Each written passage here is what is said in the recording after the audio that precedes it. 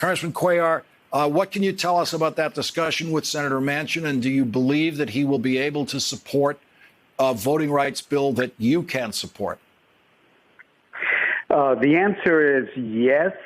As you know, he did come out with some things that he can work with and some things that he had some concerns. He was very straightforward. He was very sincere. And what I was asked this morning was if I could set up a meeting with Senator Manchin. As you know, Senator Manchin had been down in my hometown of Laredo some months ago to see the border situation. And from there, he talked about how he would be supporting comprehensive immigration reform.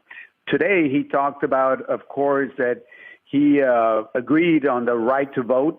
It's a very fundamental right, and working together, we're hoping that we can find a pathway forward to protect the voting rights of all Americans and protect our democracy. And certainly, I want to thank the senator, because within 20 minutes, he arranged the meeting, and I want to thank him for that. I want to thank Congressman Al Green and Congresswoman Sylvia Garcia, who helped me set this meeting up.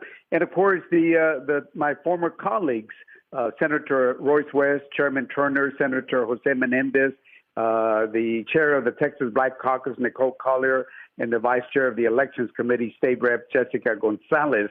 And let me tell you, what they did was just present the reality of what we're facing there in Texas. And as the vice president said, we're not asking for something new. We're just saying protect our fundamental right to vote.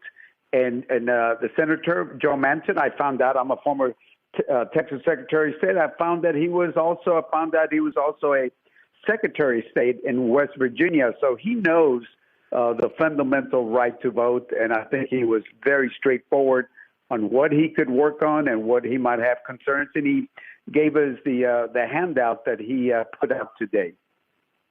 Congressman Henry Cuellar, congratulations on putting that meeting together so quickly, and thank you very much for that report from inside the room. We really appreciate it.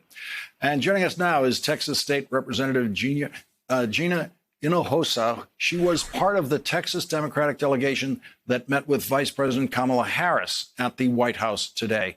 And Representative, what would you say you learned at the White House today, and what would you say the White House learned about the situation in Texas? Well, let me start by saying how humbling it is to know that while our president is abroad defending democracy, our vice president is working with us to protect our voting rights and secure democracy here at home, because that's what's at stake, nothing less than our democracy. Go ahead. Sorry, go ahead. And I was grateful and really honored to have an opportunity to share with her the voter suppression efforts that our Republican majority has been trying to push through in Texas, and our experience fighting back in Texas. And to learn from her, to gain insight and learn from her what we can do as Texas legislators in the trenches, in the fight, to help to pass federal voting rights legislation. The White House is still trying to get the S1 through that Joe Manchin now has some amendments to that he would like to offer to change it in certain ways. Did you get any indication from the vice president today that the changes Joe Manchin wants would be acceptable to the White House? We didn't go into that specific detail on the changes that Senator Manchin has put forward. This all has happened very recently. Negotiations, I know, are underway. And so our purpose was really to explain to both the vice president and to members of Congress yesterday and today what is happening in Texas. Understand that we are not looking to have new access to voting and to the ballot in Texas. We are working to secure basic rights. And Texas is one of 8 states being targeted right now by the Heritage Foundation PAC. These are swing states that the Heritage Foundation is pushing voter suppression laws in an effort to affect federal elections. And so, yes, democracy is at stake. Our very own GOP Attorney General in Texas, said had it not been for his efforts to stop Harris County from putting out vote by mail applications to eligible voters, Trump would have lost Texas.